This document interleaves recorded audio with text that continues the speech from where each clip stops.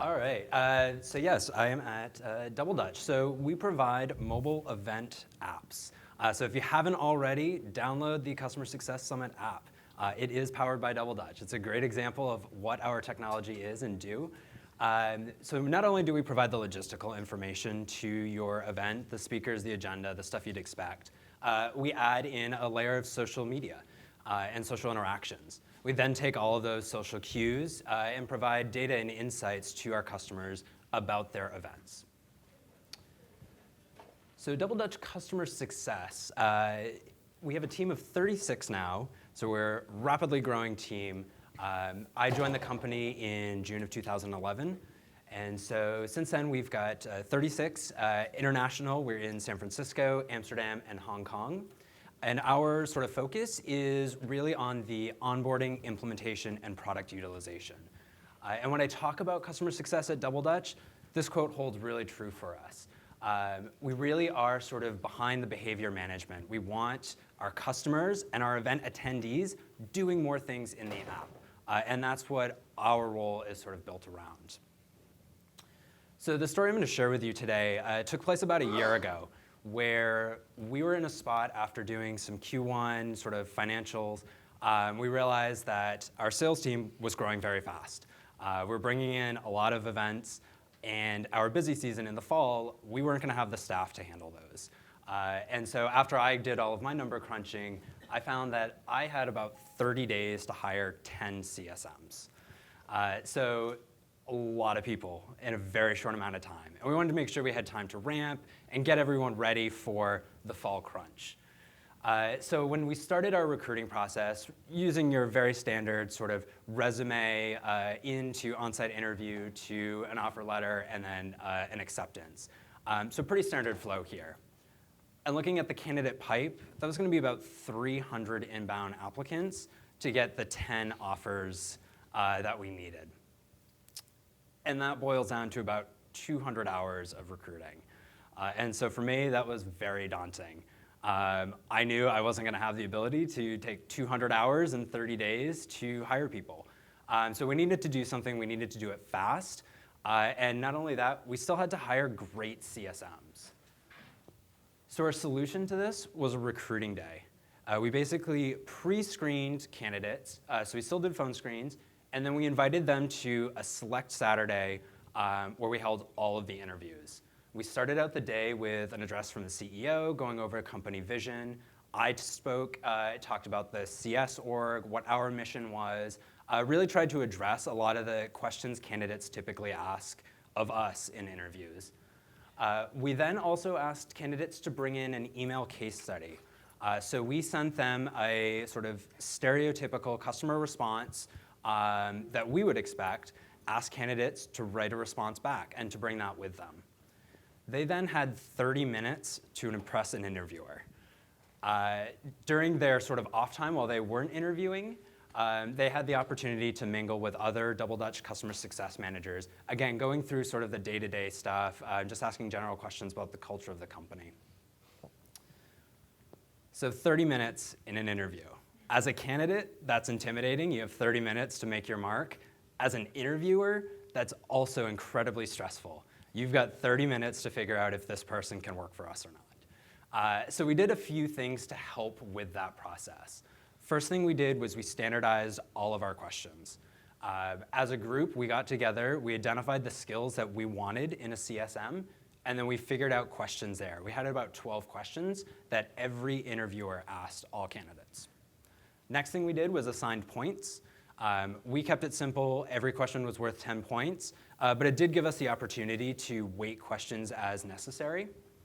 And then the last thing that we did is we reviewed all expected responses as an interviewing group. So what did a 1 look like? What did a 5 look like? What did a 10 look like? We wanted to level set our own expectations and make sure we were calibrated as a team. So when talking about our sort of profile for success, we really look at 3 key areas. The first is client services skills. We typically ask questions like, explain your favorite app to me as if I'm your techie friend. Now explain it to me as if I'm your grandparent and I've never touched a smartphone before. And when you have a customer who is wrong, how do you go about fixing that situation? We also look at technical skills. So what are some of your applications or systems that you know very well? Describe that for me. What are its capabilities and what are its limitations? When you have, or describe for me a time when you had a customer whose the product did not solve their problem directly. What was the workaround that you had to identify, and how did you explain that to them? And then lastly, we look at cultural fit. So what is an area that you find yourself an expert in, and how do you go about continuing to develop those skills? And my personal favorite question is, what is your favorite app and why? And then to explain it to me. So after all of the interviews were done, we got to the evaluations. So interviewers each had 5 candidates that they spent 30 minutes with. We took our top scores and we moved them on to the next round. We said, they're great, let's go. We took our bottom scores, passed on them, thanks but no thanks. And then we had our middle scores, which were the ones that we opened up for debate. So for all of our middle scores, we took a look at all of their responses, all of their email case studies, and any notes that we had from the networking mingling, and used those to narrow down our pool. In the end, we had 19 candidates attend the recruiting day. We had 11 that we moved on to final rounds, and then 5 actually accepted offers. And so you may have noticed that I talked about hiring 10 customer success managers in 30 days. The other 5 were just slightly out of sync from the recruiting day. They were either a week before or a week after, but we did end up hiring actually 11, I think, in that time period. So these are all shots from our internal sort of collaboration tool, and I was happy to have my Oprah moment, and everybody got a job. So the big things to take away from this: you may not be hiring or doubling your staff in the next 30 days. I hopefully think that's something that you don't get to do very often because it is a lot of work. But interviewing can be streamlined for scale. You can get really clever with some of your scheduling and look for opportunities there. Also look to include other staff in your interviewing pool to expand that and reduce the individual burden. The next thing is to determine your skill profile for your CSM and build interview questions around these. Again, standardizing this is really, really important. We have 3 sets of interviews that we do, a client services, a technical, and a cultural. Every candidate gets one of those interviews. Next thing, consider using an email writing assignment to add another evaluation point. We found that our email communication is just as important as our phone presence, so it's something we wanted to emphasize and continue to evaluate. If anything, it adds another touch point for you to look at pretty quickly whether a candidate could be a fit or not. And then the last thing, which I can't stress enough, meet with your interviewers to level set on your expected responses. This is something that we do regularly. It really helps us make sure we're all on the same page in terms of what skills we're looking for and what skills candidates are bringing. It also helps us keep new interviewers coming in so we can expand that pool. Great. Well, thank you very much. Thank you, Aaron and Jen. And we have about 5 minutes for questions. Yeah, thanks for the presentation. It was really good. I had a question. How long did it take you to get those 300 applications? And how did you do? Because it's quite a lot. Yeah. I think to curate them, but The applications, we did 2 things. We had several postings out in sort of Indeed, LinkedIn, all the usual spots. We also had a recruiting coordinator who was actively blasting specific profiles on LinkedIn and trying to get them in. And what was the time frame? How long did it take you? I guess there was a deadline to get everyone apply for a date. I was doing phone screens the day before the recruiting day.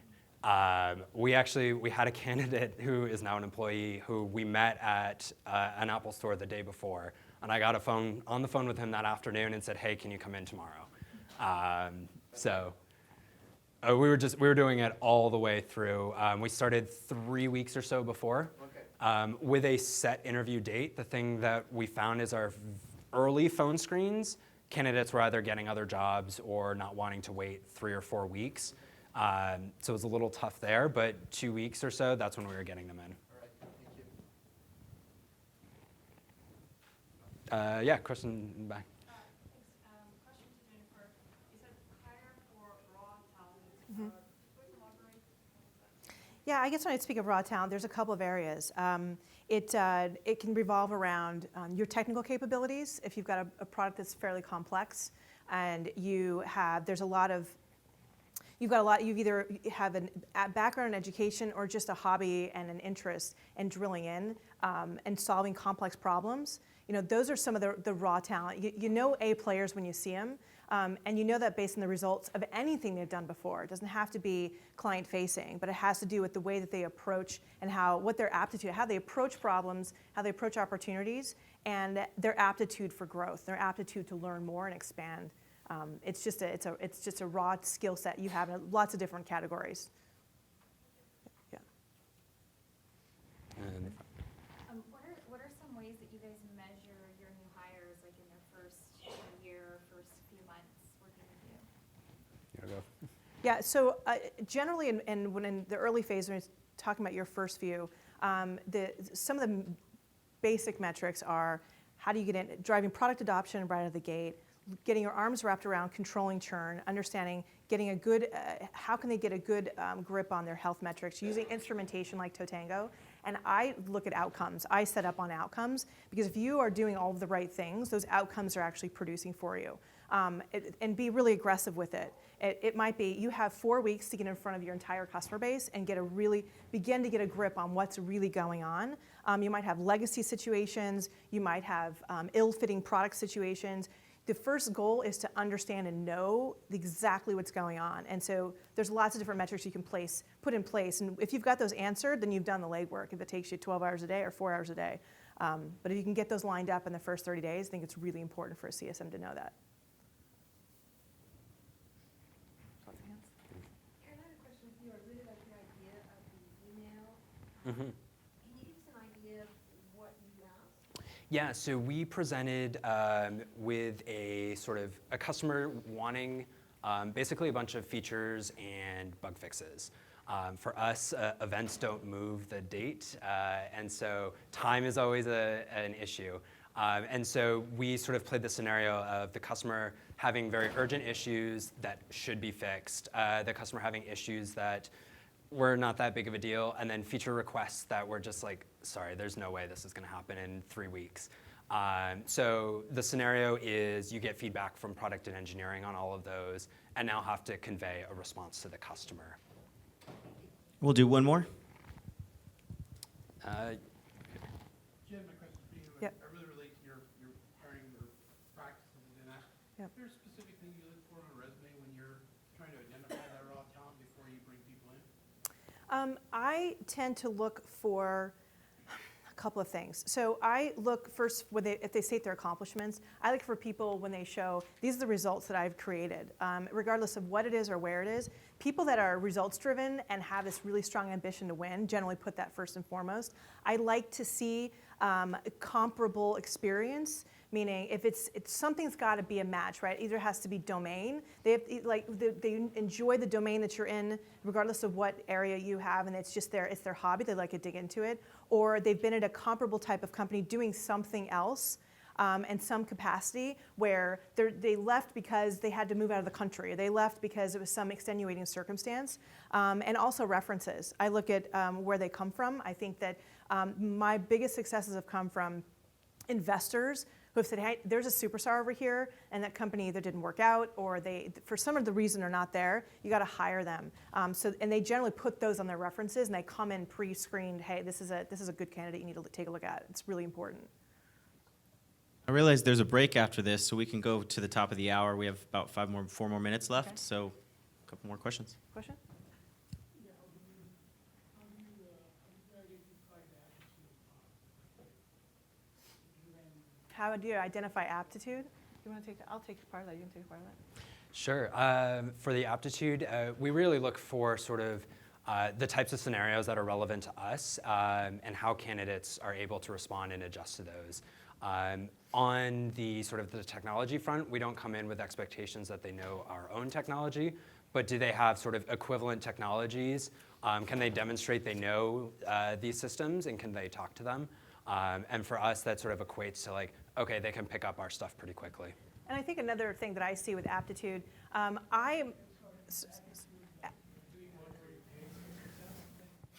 just say it one more time. Attitude. How do you figure out what attitude you're dealing with? Yes, I think you usually want to hire somebody who Cares a lot, yeah. I look for a couple things. First thing I look for actually is a point of view. If you think about the people that you interview for these types of roles, you really want them to have had a thought. And their attitude sort of comes out of how they describe that. They have a point of view about how something should be done. I ask them about what they think about service that they get in their own lives. Think about when you interact, what's meaningful to you? Do you have a favorite dry cleaner? Do you have a company or a piece of software that you really enjoy working with? When you ask those questions and they give you that point of view, you can detect why it matters to them. You can kind of drill under that and say, well, why does that matter to you? Why do you care about that? And ultimately, when you dig under that several layers, you start to find out, because I really care about people and I really care about them being successful. I really care about them in either inspiring them, educating them, empowering them. They really actually care about the human experience underneath all these layers. And if you can find somebody who really cares about the human experience, you can ask them to do all kinds of different skills and jobs, and it's going to resonate through everything that they do. Hope that answers. Yeah. Jen, just for you, Yep. your philosophy on hiring, does it work for enterprise or just startups? Because we're talking about raw talent, like Yeah. cowboys and I think I'm speaking specifically to early stage where it's a very, either your market's pretty immature or your company's pretty immature, and you're trying to make a name for yourself and break ground, and you really need to have some type A's in there to really kind of move the needle early on. But for enterprise, like big company enterprise, I'm sure you could do it. I started out my career in big company and went to startups specifically because I really wanted to impact people's lives more and give young people a chance to kind of achieve. It's harder in enterprise. It's more established. I think you can take these principles and apply them. Like I would never choose skill sets over give a damn ever any day. I don't care what size company. If you don't care, customers have a sixth sense. They know exactly what you're thinking, right? They can tell whether you care. You guys all experience it every day. It's like, I can't define pornography, but I know it when I see it. Customers know that. And if you're in a large enterprise, probably really inappropriate, I'm very sorry. But customers know that. And I think that even if you're in a large established organization, I remember at Salesforce, I had an account executive once who was so incredibly amazing at what he did. And he worked at a very big company, and he ended up going to a startup because he wanted to challenge himself and do different things. But I think it's applicable. You just don't have as much room to be crazy. So follow the rules a little bit more. Yeah. How do you call positions within the customer success team? Do you hire a team of managers, or because it's a position of an advisor, right? So what is it? Yeah, we've gone as long as we can without putting in sort of management. We got to a point where I couldn't have 15 direct reports, and that's when we decided to put in team managers. We've continued sort of that structure since.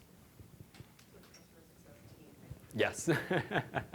Yeah, and I think to maximize on that, I think one of the things you do when you hire sort of ambitious people that really enjoy autonomy, you can have more direct reports when you have people that are really empowered. They like to take things on. They have a point of view. They'll work till midnight to help a client just because it's the right thing to do.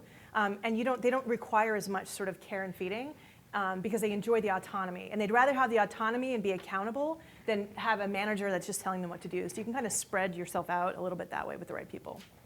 All right, everyone. We'll do one more question, and then there's a 15-minute break, so we'll finish up after that. Right in front.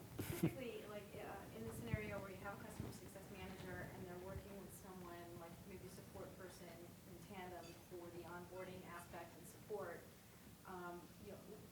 how many accounts do you allocate per person typically? Like I'm a software as a service company, and we see that most of our churn happens in the first 30 days, and then there's a chunk that happens between 30 and 60, but typically the people that stay over 4 months, like you don't even hear from them anymore. They're great, they're sailing, but we want to keep touching them to make sure they're using new features and adding new users. About how many do you think that you?